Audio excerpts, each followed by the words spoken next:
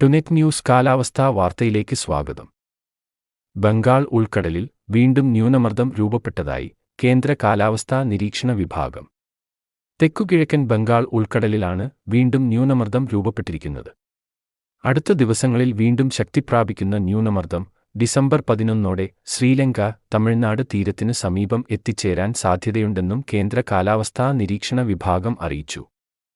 Fengal ചുഴലിക്കാറ്റിന് മുന്നോടിയായി രൂപപ്പെട്ട ന്യൂനമർദ്ദം സഞ്ചരിച്ച അതേ പാതയിൽ തന്നെ ശ്രീലങ്ക വരെ ഈ ന്യൂനമർദ്ദവും സഞ്ചരിക്കുമെന്നാണ് മെറ്റ്ബീറ്റ് വെതറും പ്രവചിക്കുന്നത്.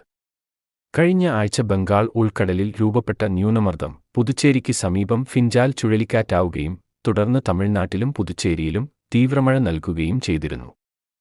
മഴയെ തുടർന്ന് ഇരു സംസ്ഥാനത്തും വെള്ളക്കെട്ടുകൾ തുടരുന്നതിനിടെയാണ് പുതിയ ന്യൂനമർദ്ദം രൂപപ്പെട്ടിരിക്കുന്നത്. കേരളത്തിലും ഫിൻജാൽ തീവ്രമഴ നൽകിയിരുന്നു. പുതിയ ന്യൂനമർദ്ദം കേരളത്തിൽ 16 മുതൽ മഴ നൽകുമെന്നാണ് മെറ്റ്ബീറ്റ് നിരീക്ഷകർ പറയുന്നത്. ശ്രീലങ്കയിലും തമിഴ്നാട്ടിലും കനത്ത മഴ നൽകുമെന്നും മെറ്റ്ബീറ്റ് വെതർ പറയുന്നു.